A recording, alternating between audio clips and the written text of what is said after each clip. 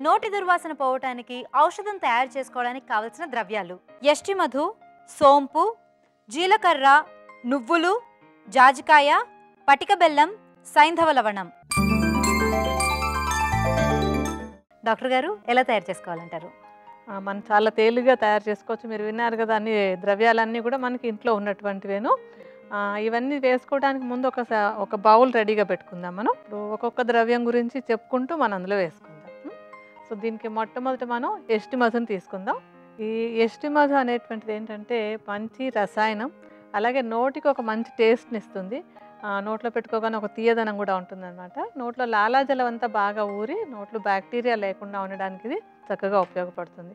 అలాగే గొంతులో ఉండేటువంటి శ్లేష్మం లాంటిది ఏదైనా ఉంటే దాన్ని కూడా ఇది క్లియర్ చేస్తుంది అనమాట. యష్టి మధు చూర్ణాన్ని, అంటే మంచి ఫ్రెష్గా ఉన్నటువంటి యష్టి మధు చూర్ణాన్ని తీసుకుని ఒక 25 గ్రాముల పరిమాణంలో ఒక బౌల్లో వేసుకోవాలి. ఎప్పుడు చెప్తూనే ఉంటాను కదా, మీరు లెక్క ప్రకారం తీసుకోండి అని. మేము సుమారుగా మీకు వేసి చూపిస్తాం. సో మన యష్టి మధు చూర్ణాన్ని బౌల్లో వేద్దాం. తర్వాత సోంపు కూడా నోటికి అంటే ఒక మంచి సుగంధాన్ని ఇస్తుంది. నోట్లో ఎప్పుడు సుగంధం ఉందంటే బ్యాక్టీరియా పెరగదు, వాటికి అది కుదరదు అనమాట. మనకి ఏదైతే మేలు చేస్తుందో అది మనకి హాని చేసే బ్యాక్టీరియాకి నచ్చదు.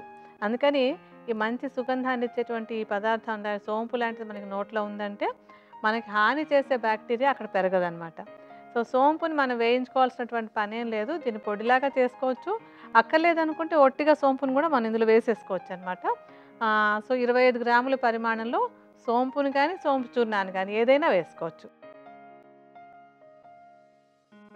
ఆ తర్వాత జీలకర్ర కూడా మనకి నోట్లో ఉండేటువంటి బ్యాక్టీరియా అవి పోవడానికి మంచిగా ఉపయోగపడుతుంది. అలాగే జీలకర్ర ఏంటంటే జీర్ణశక్తిని మెరుగుపరిచి మనకి అంటే నోటి దుర్వాసనకి జీర్ణశక్తి బాగుండకపోవడం కూడా ఒక కారణం అవుతూ ఉంటుంది. సో జీర్ణం బాగుండేలాగా చేసి నోటి దుర్వాసన తగ్గించడానికి జీలకర్ర ఉపయోగపడుతుంది.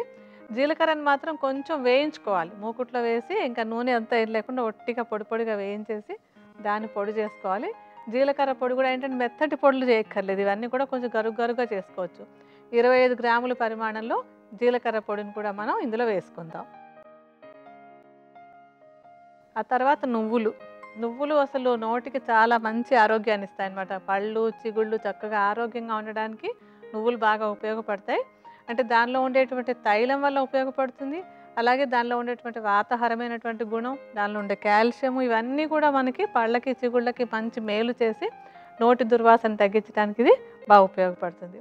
అంటే నువ్వులు మనం పొడి చేసుకోక్కర్లేదు, ఒట్టిగా కొద్దిగా వేయించి కలిపేసుకోవాలి. మనం ముందే వేయించి పెట్టేసుకున్నాం కనుక ఇది కూడా 25 గ్రాముల నువ్వులని పొడి చేయకుండా వేయించుకున్నటువంటి నువ్వులని ఇందులో కలుపుకుందాం. ఆ తర్వాత జాజికాయ మంచి సుగంధ ద్రవ్యం కదా, ఇందాక నేను చెప్తూనే ఉన్నాను కదా, సుగంధాలంటే మనకి హాని చేసే బ్యాక్టీరియాకి నచ్చవు, మనకి బాగుంటుంది. మనకి అలా ఉంటే మంచి అడ్వాంటేజ్, మనకి వాటికి ఒకటే నచ్చింది అనుకోండి ఉపయోగం లేదు. సో మనకి మేలు చేసేటువంటి జాజికాయ బ్యాక్టీరియాని తగ్గించడానికి ఉపయోగపడుతుంది. జాజికాయని పొడిలాగా చేసేసుకుని దీన్ని మాత్రం కొంచెం తక్కువ వేసుకోవాలి. ఇవన్నీ ఏంటంటే కొంచెం సుగంధ ద్రవ్యాలు కొద్దిగా వేసుకుంటే సరిపోతుంది. మనం ఇందాక అన్నీ కూడా 25 గ్రాముల పరిమాణంలో వేసుకున్నాం కదా, ఇది కేవలం 10 గ్రాములు వేసుకుంటే చాలు. తర్వాత పటిక బెల్లం ఒకటి, అంటే ఈ మనం తీసుకునేటువంటి ఈ ఆహారం లాంటి ఔషధం టేస్ట్ బాగుండడానికి బాగుంటుంది. అలాగే పటిక బెల్లం ఏంటంటే నోట్లో కొంచెం లాలాజలం బాగా ఊరడానికి ఉపయోగపడుతుంది. లాలాజలం చక్కగా ఊరుతున్నట్టయితే కనుక నోటి దుర్వాసనకి అంటే పెరిగేటువంటి బ్యాక్టీరియా అవన్నీ కూడా పెరగకుండా ఉంటాయి. సో మనం ఏం చేయాలంటే పటిక బెల్లాన్ని మెత్తటి పొడిలా చేసేసుకుని, లేకపోతే కొంచెం ముక్కలుగా ఉన్నా కూడా ఏం పర్వాలేదు, ఇది అలా తీసుకుని దీన్ని కూడా ఒక 10 గ్రాములు, అంటే ఇందాక మనం జాజికాయ పొడి 10 గ్రాములు వేసుకున్నాం, ఇది కూడా ఒక 10 గ్రాములు వేసుకుందాం. ఇంకా ఆఖరిగా కొంచెం సైంధవ లవణం.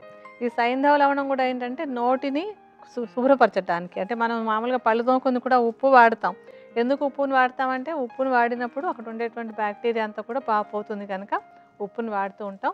అలాగే సైంధవ లవణం ఏంటంటే నోట్లో ఉండేటువంటి కఫదోషం ఎక్కువగా ఉంటే దాన్ని కూడా తగ్గించి నోటి దుర్వాసన తగ్గడానికి ఉపయోగపడుతుంది. కొద్దిగా అంటే 5 గ్రాముల పరిమాణంలో కంటే కూడా కొంచెం తక్కువ కూడా వేసుకోవచ్చు మన దీన్ని. ఈ సైంధవ లవణాన్ని ఇందులో కలుపుకుందాం.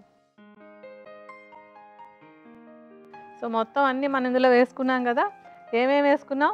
యష్టి మధు, తర్వాత సోంపు, జీలకర్ర, నువ్వులు, జాజికాయ, సైంధవ లవణం, కొంచెం పటిక బెల్లం. ఇప్పుడు అన్నీ కలిపేసుకుందాం మనం.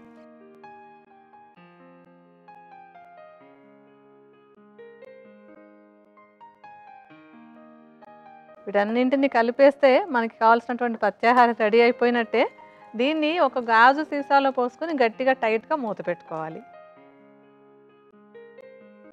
సో అయితే ఇప్పుడు ఇది పత్యాహారం అంటున్నాం, అలాగే ఔషధం లాంటి పత్యాహారం అంటున్నాం కాబట్టి దీన్ని తీసుకునే విధానం ఏంటంటారు డాక్టర్ గారు? ఇప్పుడు దీన్ని తీసుకోవడం ఎలాగంటే, ఆహారం తీసుకున్న తర్వాత ఉదయం టిఫిన్ తిన్నా, మధ్యాహ్నం భోంచేసినా, రాత్రి భోంచేసినా, అలా 3 పూట్ల కూడా ఆహారం తీసుకున్న వెంటనే ఒక అర చెంచా పరిమాణంలో దీన్ని నోట్లో పెట్టుకొని నెమ్మదిగా చప్పరించుకుంటూ తీసుకోవాలన్నమాట. అలా చప్పరించుకుంటూ తీసుకున్నట్టయితే కనుక నోట్లో ఉండేటువంటి హానికారకమైన బ్యాక్టీరియా అదంతా నశించి నోటి దుర్వాసన తగ్గడానికి ఇది చాలా చక్కగా ఉపయోగపడుతుంది.